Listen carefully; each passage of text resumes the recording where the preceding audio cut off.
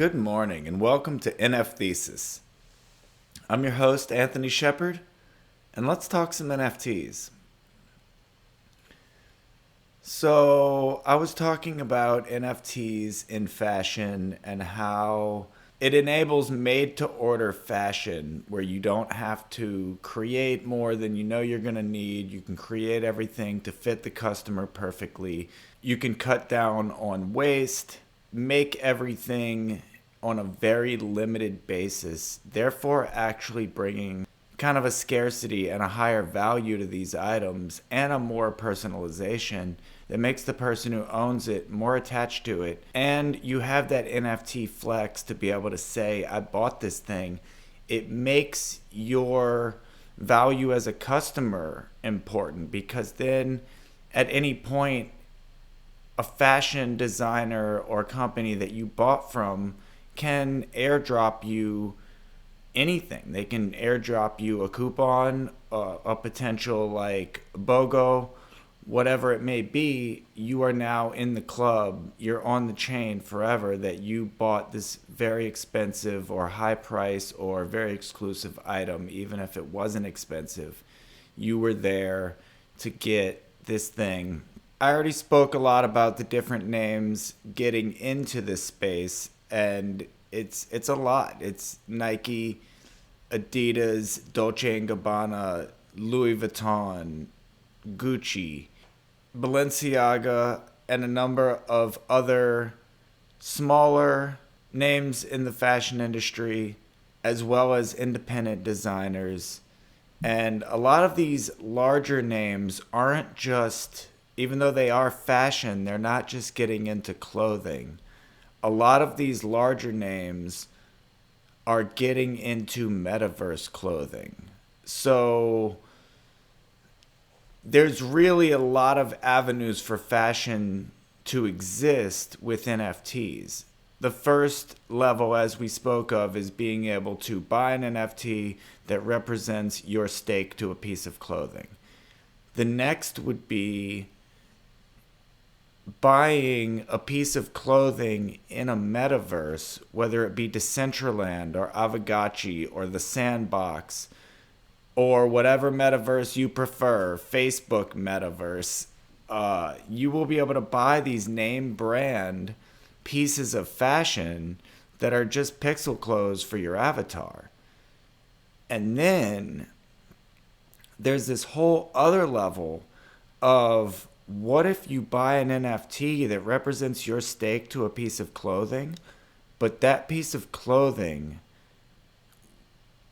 you having that NFT on you is an AR piece of clothing, augmented reality, or XR, crossover, AR, VR type of reality, where that piece of clothing now represents almost like a Snapchat filter where maybe you have that piece of clothing on you. Maybe it presents some kind of an aura. Maybe it gives you some kind of special headwear or whatever it may be. But augmented reality is another level of fashion that we haven't even begun to explore. And NFTs are the only way that becomes truly possible without just simple Snapchat filters, because people are going to want to make these pieces of fashion, and you're not talking about things that are cheap and easy to make all the time. So artists should be paid for their work, and I think that that's something that is undervalued in the digital space, is that this is still work. Someone still makes these things, and there should be a value to the work that people do in this space.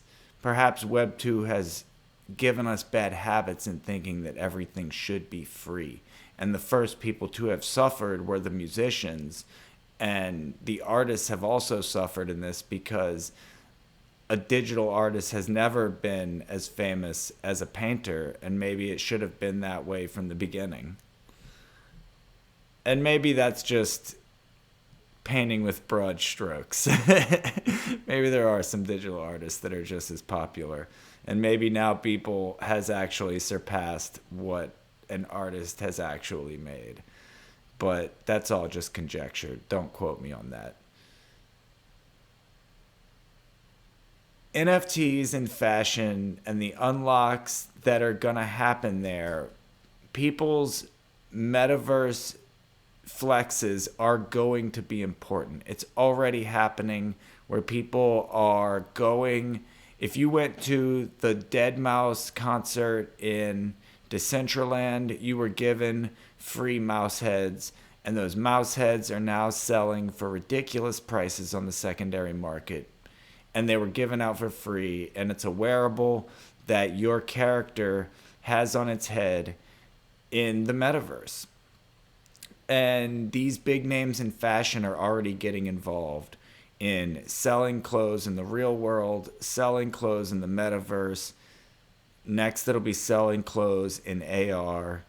NFTs are going to unlock all of these things, and it's going to be very, very interesting to see what comes next. I can show you some Decentraland wearables here. Just a quick run through of some things. So these are the most recently listed items. What do we have here? Mummified sword. So yeah, Wonder Zone Lego logo shirt. This is just a shirt your character would make. Lilac sweater. Doge head. See these Doge heads. This is cool. See, I have Shiba heads. I actually was given these Shiba heads for some things I did in Decentraland with Stellar Gate. I think I won some, I earned some. We got these Polygon Thunder earrings, Pride Rainbow earrings. And these are all things that go on your Decentraland character. I'll throw some clips of some Decentraland stuff. Eternal's helmet. I have lots of clips of hanging out with my friends in Decentraland from Stellar Gate. And yeah, so I mean, these are all Decentraland wearables. Royal Bunny crop, you know? And then it's probably the crop top and the sleeves. Red halo. Money green halo. This is really cool. And I mean, I wonder, you know, most viewed. Let's see what the most viewed wearables on Decentraland are. Look, Bored Ape Yacht Club hoodie. That's what I'm saying. Branding. Polygon sunglasses. This is the most viewed item. Polygon sunglasses.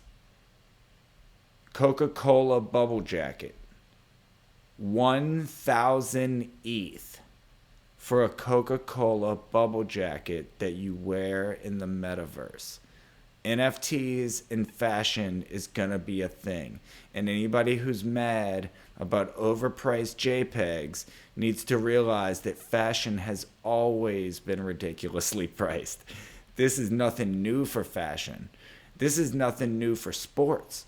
So when you get into these ridiculous levels of cost for these things, for artists, I say yes. Because I have always said that football players are overpriced compared to artists. Artists should be making good money like that, not football players. Why don't people care more about real art instead of, you know, simple entertainment, you know? So that's just my opinion. Obviously not much of a sports guy. Yeah, I think it's finally great that artists can kind of be valued. Let's show you some Avagachi wearables. You know, these are, what is this? This is the latest listings. So we've got Rare Cacti, Gamer Jacket, ETH T-shirt, Thave helmet, camo hat, camo pants, legendary horns. And you're like, what the hell? This is just a bunch of pixels. 200 ghost. So that's about $400. That's over $400. And let's see. Let's see what the lowest cost wearables are. We got a vote sign, the 10-gallon hat, the poncho hoodie. Let's see what some of the highest price wearables are. Godlikes, of course. We've got the Godlike All Seeking Eyes, the Link Cube, the Red Santa hat, the Foxy Mask. This is another one of those things. This is a MetaMask Fox, I think. Yeah, 200,000 ghost for that. Insanity. Um, and this isn't even like fashion. This is just a game, up only t-shirt. That's hilarious. Yeah, this is just a game. Let me show you some gotchis so you can see it in context. Let's go to the most expensive gotchis because they'll probably be well dressed. Highest price gotchis. Yeah, look at these well-dressed gotchis. We got a rainbow mohawk. Got the Ave mask. A ruffle. Probably a rare, uncommon ruffle. I don't know. I don't know my ruffles well enough, sir. Dow egg. Let's see what else we got. Oh, look at Bearded there. What is mohawk? He's got a beard. Doc Manhattan got this cool jacket on. I wonder if you can just look and see what people's wearables are. Yeah, obviously I don't have enough ghosts for this. Gentleman coat. Oh, look, he's got these badges. So there you go. Let's go back up and see. Let's check Bearded's wearables and see what this breaks down to so you can kind of see.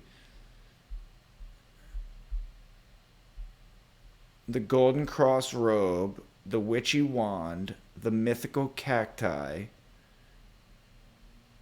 the Sergei beard, Coder Dan shades, the Zybot mohawk, Mudgeon diamond. Very nice setup here. Let's go see about this. The Raffle is a pet, but this is still considered a wearable. So yeah, you get the point. There's lots of crazy stuff going on with fashion in NFTs, and that is in the real world. That is in the metaverse. Next, it is going to be in the AR, VR crossover verse.